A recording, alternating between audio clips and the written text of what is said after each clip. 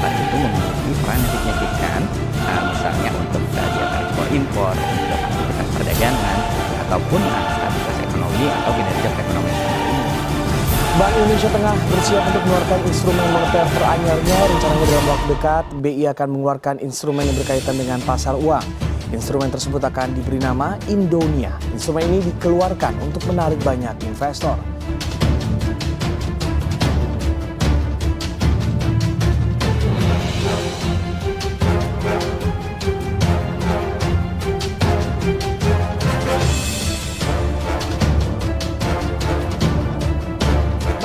Menegaskan aset kripto tidak semestinya diawasi oleh Badan Pengawas Perdagangan Berjangka Komoditi atau Bapepti yang berada di bawah Kementerian Perdagangan. Mengingat aset kripto berisiko memberikan dampak terhadap sistem keuangan di tanah air, BI menilai perlu dikaji ulang posisi Bapepti sebagai pengawas aset kripto di Indonesia. Assalamualaikum warahmatullahi wabarakatuh. Selamat malam semuanya. Perkenalkan, nama saya Melia Rasati. Saya dari kelas Manajemen Keuangan. Di sini saya akan mempresentasikan salah satu materi, yaitu materi instrumen keuangan derivatif.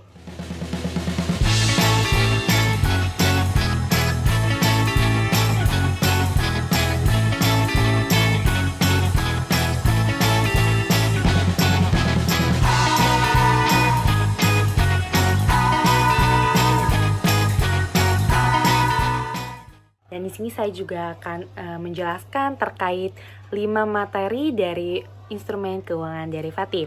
Yang pertama di sini saya akan menjelaskan apa itu instrumen keuangan derivatif. Instrumen keuangan derivatif adalah kontrak keuangan yang nilainya bergantung pada aset yang mendasari seperti saham, suku bunga, atau komoditas.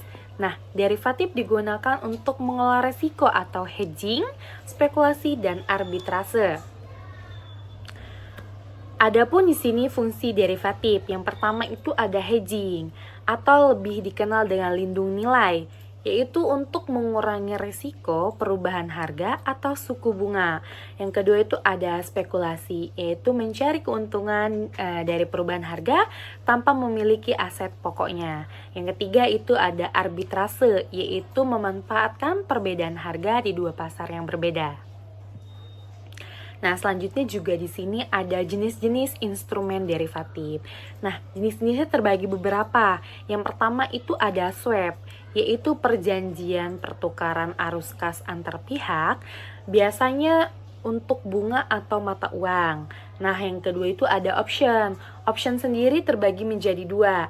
Yang pertama itu ada call option, yang kedua ada put option. Nah, apa itu call option? Yaitu hak membeli aset pada harga tertentu di masa depan. Nah, yang kedua itu ada put option, yaitu hak menjual aset pada harga tertentu di masa depan. Selanjutnya ada footrest, yaitu kontrak standar untuk membeli atau menjual aset di masa depan dengan harga yang disepakati saat ini. Nah, yang terakhir itu ada forward, yaitu kontrak serupa footrest tetapi lebih fleksibel dan dilakukan secara non-standar.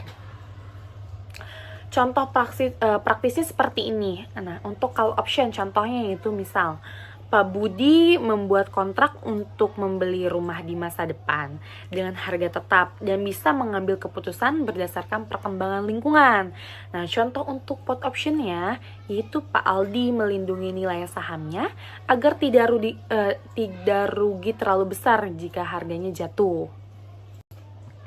Selanjutnya saya akan menjelaskan materi kedua, yaitu tentang pasar modal. Apa sih pasar modal? Pasar modal yaitu tempat terjadinya kegiatan jual beli instrumen keuangan jangka panjang seperti saham dan obligasi. Nah, menurut Undang-Undang Nomor 8 Tahun 1995, pasar modal mencakup penawaran umum, perdagangan efek, perusahaan publik serta lembaga dan profesi terkait. Selanjutnya di sini juga ada beberapa fungsi untuk pasar modal. Yang pertama, ada sumber pembiayaan jangka panjang, biasanya untuk perusahaan. Yang kedua itu ada alternatif investasi, biasanya untuk masyarakat sekitar. Nah, selanjutnya ada sarana pemerataan pendapatan, dan yang terakhir itu adalah indikator ekonomi nasional. Ada juga beberapa jenis instrumen pasar modal. Di sini terbagi menjadi 4 jenis. Yang pertama ada saham. Saham sendiri terbagi menjadi 2, yaitu saham biasa dan saham preferen. Apa saham biasa? Yaitu pemilik punya hak suara dan hak atas labanya. Nah, sedangkan saham preferen yaitu dividen tetap, tapi tanpa hak suara. Yang selanjutnya ada obligasi. Di sini juga obligasi terbagi menjadi 2. Yang pertama ada surat utang jangka menengah atau panjang. Biasa digunakan bisa dengan bunga tetap, mengambang atau tanpa bunga. Nah, selanjutnya ada right, yaitu hak untuk membeli saham baru sebelum ditawarkan ke publik. Dan selanjutnya ada waran, yaitu hak untuk membeli saham dengan harga tertentu di masa depan. Nah, di sini juga ada beberapa pelaku dalam pasar modal. Siapa saja pelakunya? Yang pertama ada emiten, yaitu perusahaan yang menerbitkan efek. Selanjutnya ada investor, yaitu individu atau institusi yang membeli efek. Selanjutnya juga ada underwriter, yaitu penjamin emisi efek. Dan ada juga pialang, yaitu perantara antara investor dan bursa. Nah, selanjutnya ada wali amanat, notaris, konsultan hukum, dan lain sebagainya. Nah, di sini juga kita jenis pasar terbagi menjadi 2. Yang pertama itu ada pasar perdana, yaitu penawaran efek untuk pertama kali. Nah, yang kedua itu ada pasar sekunder, yaitu tempat jual beli efek yang sudah diterbitkan sebelumnya. Selanjutnya saya akan menjelaskan mengenai materi ketiga, yaitu tentang bursa berjangka. Apa itu bursa berjangka? Yaitu tempat terjadinya jual beli kontrak berjangka atas komoditas atau instrumen keuangan untuk penyerahan di masa depan. Nah, transaksi ini dilakukan melalui bursa dan harus melalui perantara seperti pialang berjangka. Sejarah bursa berjangka juga dimulai di Chicago, di Amerika Serikat abad ke-18, atau dengan biasa kita kenal CBOT atau Chicago Board of Trade yang berdiri tahun 1848. Apa saja produk yang diperdagangkan oleh bursa berjangka terbagi menjadi 2. Yang pertama ada komoditas, dan yang kedua ada instrumen keuangan. Nah, komoditas sendiri terdiri dari emas, kopi, minyak, dan olain. Sedangkan instrumen keuangan terdiri dari indeks saham, valuta asing, dan lain sebagainya. Nah, selanjutnya juga ada fungsi bursa berjangka, yaitu sebagai hedging, yaitu untuk melindungi nilai dari fluktuasi harga. Nah, selanjutnya ada price discovery, yaitu untuk membentuk harga berdasarkan mekanisme pasar. Nah, selanjutnya ada alternatif investasi atau biasa kita kenal dengan diversifikasi portofolio. Nah, selanjutnya ada penerimaan pajak dan penciptaan lapangan kerja. Nah, si pasar berjangka sendiri juga mempunyai ciri khas, yaitu transaksi berbasis margin hanya 5-10% dari nilai kontrak. Selanjutnya bisa melakukan short selling dan transaksi berbasis kontrak bukan fisik. Adapun penyelesaian transaksi bisa melalui secara likuidasi, penyerahan fisik, cash delivery, atau penyerahan aset derivatif. Nah, selanjutnya di pertemuan keempat masih berbahas dengan bursa berjangka. Tapi di sini lebih dikenalnya sebagai wadah kontrak berjangkanya seperti futures kontrak diperdagangkan. Bursa berjangka sendiri mempunyai karakteristik. Yang pertama, tidak ada pasar sekunder, jadi semua kontrak adalah kontrak primer. Nah, yang kedua harus dilakukan melalui anggota bursa yang memiliki izin dari Bapepti. Nah, apa itu Bapepti? Yaitu lembaga pengawas resmi perdagangan berjangka di Indonesia, dan dibentuk tahun 1999 di bawah Kementerian Perdagangan Indonesia. Nah, selanjutnya itu ada tujuan dari futures, forward, swap, dan opsi. Nah, tujuannya yaitu untuk menghilangkan risiko perubahan harga atau nilai tukar dalam rentang waktu tertentu.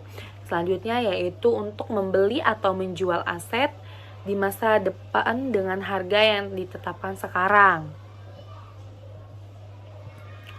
Nah, bursa berjangka juga mempunyai risiko transaksi. Yang pertama itu ada basis risk, yaitu ketidaksesuaian harga lindung dan harga pasar. Dan selanjutnya ada margin risk, yaitu kewajiban menambah dana saat harga tidak sesuai harapan. Nah, yang terakhir kita akan membahas mengenai pasar uang. Apa itu pasar uang?